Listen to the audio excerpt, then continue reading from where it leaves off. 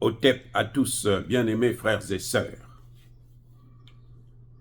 Dis-moi qui tu fréquentes. Je veux te dire qui tu es.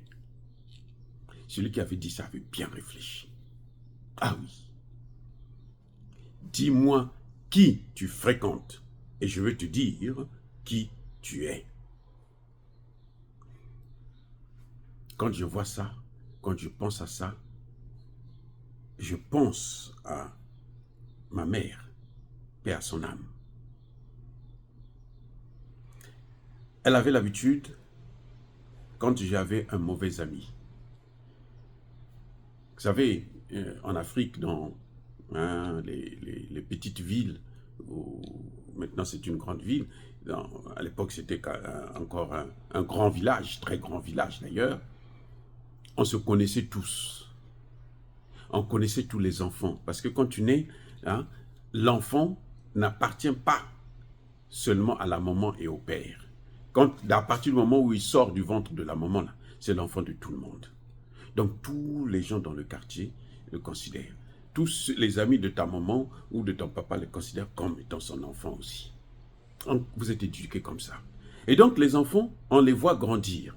Et on sait quels sont les enfants qui se comportent bien et ceux qui se comportent mal.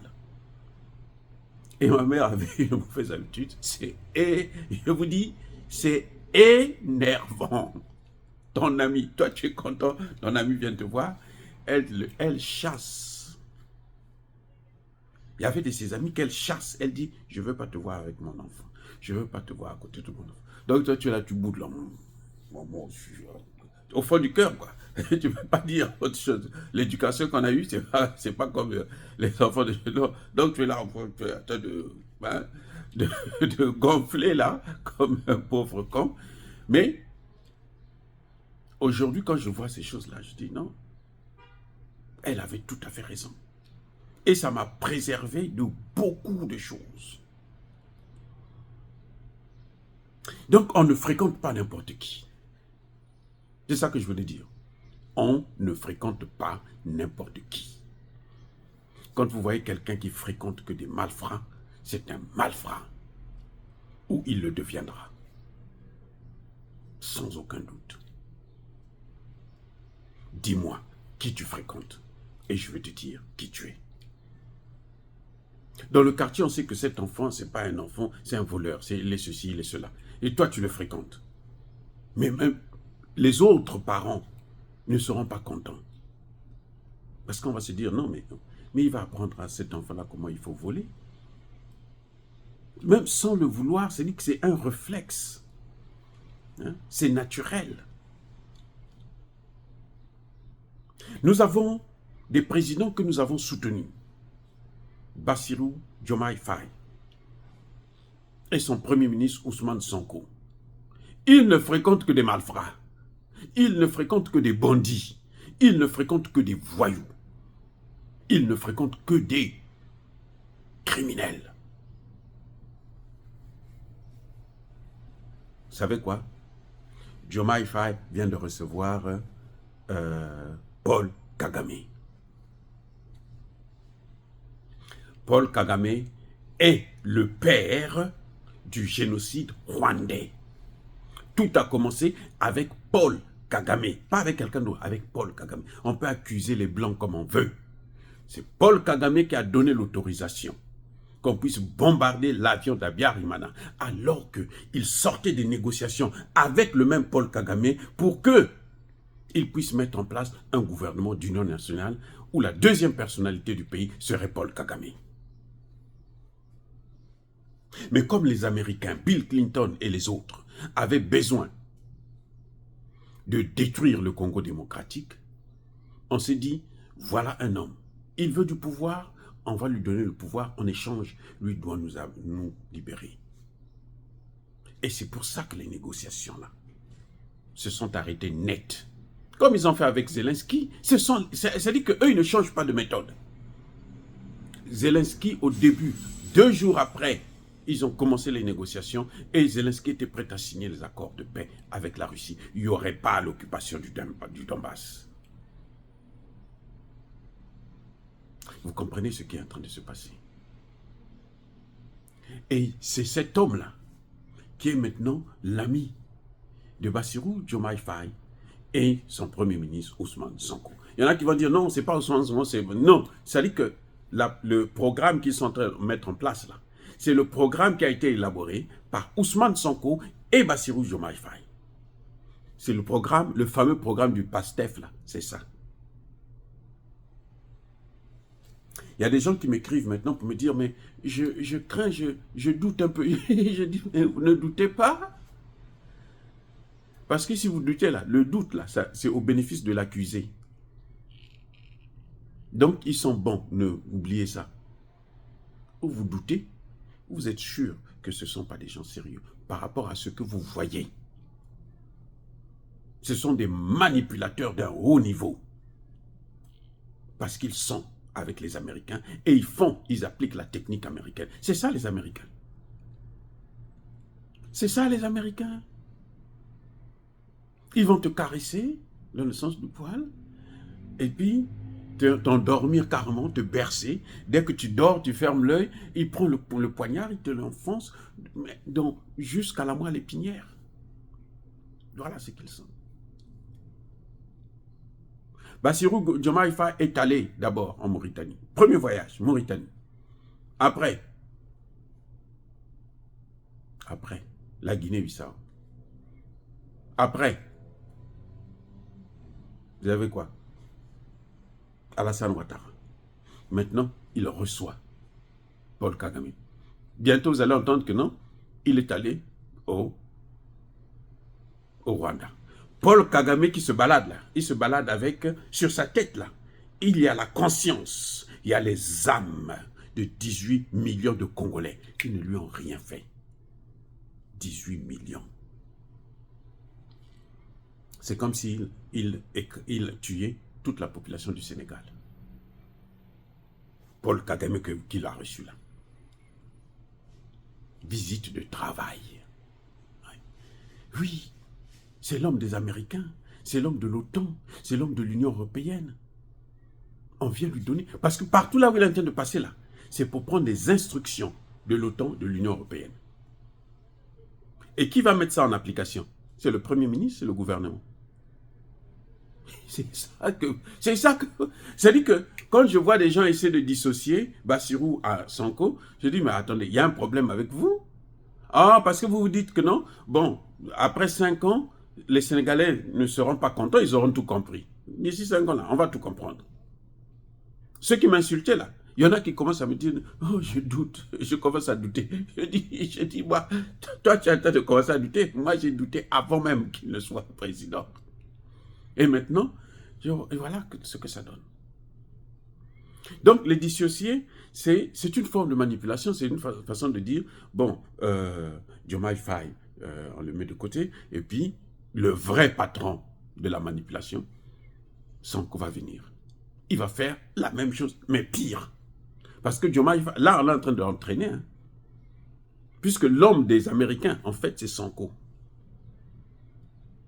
Celui qui appartient à l'international socialiste, là, c'est Sonko. C'est pas Diomaye Faye, c'est Sonko. Donc on a propulsé Sonko. Et c'est comme ça qu'ils font. On t'amène au pouvoir, tu vois, tu as le goût du pouvoir. Maintenant on te dit, bon, toi, tu veux pas aller plus loin, c'est mieux là-bas. Donc tu vas faire, s'il faut faire un coup d'État, il fera un coup d'État. On est en train de nous préparer pour dire que non, comme Bassirou finit, il faut prendre Sonko parce que Sonko viendra maintenant corriger les erreurs de Bassirou. C'est faux! Ce sont les mêmes. Ce sont les mêmes. Et les mêmes causes là, ça produit les mêmes effets. Il n'y a pas de différence entre Sonko et Bassirou. Ce que vous voyez là, c'est décidé ensemble. C'est d'ailleurs sous l'influence de Sonko. Le vrai gouverneur là, c'est Sonko. Lorsque Bassirou va se réveiller pour dire, bon, moi je vais prendre mes responsabilités pour faire ce que moi je pense, vous allez voir que ça ne va pas aller avec lui et Sonko. Ça ne marchera pas. Il y aura le divorce. Tout de suite. Le vrai commandant là, c'est Sonko. Et ils sont comme ça, ils sont cyniques. Tu es avec un président, mais tu es le candidat. Le président est candidat, toi aussi tu es candidat. On l'a vu au Tchad. C'est pas, il y a des gens qui vont nous dire, non, en France, il y a eu la cohabitation entre Chirac et Mitterrand. C'est pas une cohabitation au Tchad. C'est pas une cohabitation. Parce que cohabitation, il y a cohabitation quand vous êtes un pouvoir élu.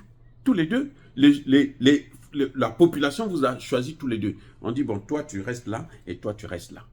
Il y en a un qu'on choisit pour mettre président, un autre qu'on choisit pour mettre premier ministre. À l'issue d'un vote. C'est ça la cohabitation.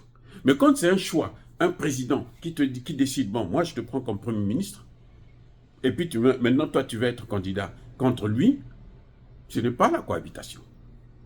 Non. C'est la bataille politique, c'est autre chose, mais pas la cohabitation. La cohabitation, c'est le peuple qui décide.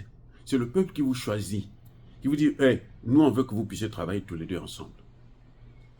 Ce n'est pas le cas de Ousmane Sonko et Bassirou.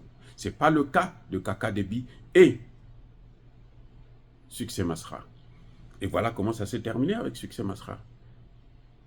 On donne des résultats, lui donne ses résultats à lui. Et il pousse les gens encore à aller mourir pour lui. Les amis, nous devrons faire attention. Nous devons ouvrir les yeux, nous devons continuer la mobilisation. Parce que la bataille, ça ne fait que commencer. Les Occidentaux, là, ils sont attachés. Quand on envoie un criminel, l'un des pires criminels africains, le Hitler de l'Afrique, qui s'appelle Paul Kagame, au Sénégal, dites-vous que c'est dangereux pour le Sénégal. Vous allez voir ce qui va se passer. Il va peut-être proposer d'envoyer ses soldats pour venir assurer la sécurité, comme si lui, il était devenu un grand expert. Vous savez, au Congo, ça dure pourquoi? Parce que le Congo n'a pas encore eu un dirigeant qui va prendre ses responsabilités, jusqu'à présent. C'est pour ça que ça dure. Sinon, ils ne valent rien. Je dis au Congo, ça dure parce qu'il n'y a pas un dirigeant qui prend ses responsabilités. Kabila, le fils, a passé tout son temps à recruter les Rwandais dans l'armée, dans la police, dans l'administration et partout. Et c'est ce que Tshisekedi maintenant il vient de comprendre ça là. Depuis quelque temps là, qu'il a compris que mais l'armée en question est complètement infiltrée. C'est là qu'il a commencé à... C'est pour ça qu'on a repris, on a enlevé le moratoire sur la peine de mort. C'est là qu'il a compris que non mais attends. Et on peut le faire. Ils ne sont pas des dieux, ils sont rien du tout. Et je dis bien rien. S'ils sont si pauvres, c'est parce qu'ils sont rien. S'ils sont des voleurs, c'est parce qu'ils sont rien. S'ils sont des criminels, c'est parce qu'ils sont rien. Et quand vous les fréquentez, c'est que vous n'êtes pas sérieux. Vous fréquentez Alassane Ouattara et vous faites croire au monde entier. Et Alassane Ouattara, c'est un démocrate. Ouh! Alassane Ouattara, qui a été élu sur le sang des Ivoiriens. C'est une insulte. Et vous allez me dire, non, toi, tu ne connais pas la politique. Regardez, ceux qui me disaient que tu ne connais pas la politique. Venez expliquer le sang des Ivoiriens dans les mains d'Alassane Ouattara. Qui va nier ça? Même les Blancs eux-mêmes, là, qui l'ont placé là, vous le diront. Quand ils le voient là, ils rigolent, ils roulent par terre et ils rigolent.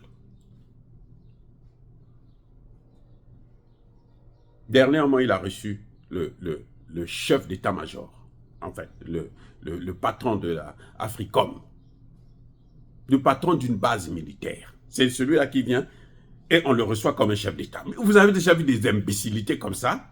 Ça dit que... Et l'autre, il vient nous dire, non, ça, c'est un facteur de paix. Avec les Américains, ce sont eux qui ont déstabilisé toute la sous-région du Sahel. Ce que vous voyez dans le Sahel, ce sont les Américains, les Français et les Européens.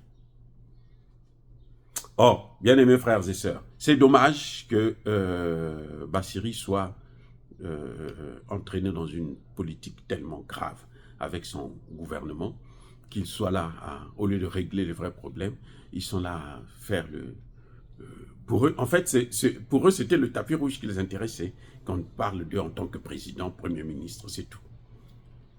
Mais ce n'est pas pour régler les problèmes du Sénégal. On a beau critiquer Macky Sall, il est mauvais, très mauvais, mais il avait quand même le sens de responsabilité. soyez bénis, abondamment bénis par le Dieu de Kémit et par nos ancêtres angélisés. Mais que tous ceux qui persécutent le continent africain le pillent et le déstabilisent, qu'ils soient noirs, blancs, chinois, arabes, juifs, indiens ou qui qu'ils soient punis, maudits, foudroyés, neutralisés, écrasés, effacés par le Dieu de Kémit et par nos ancêtres angélisés. Vive l'Afrique éternelle. J'ai dit et j'assume.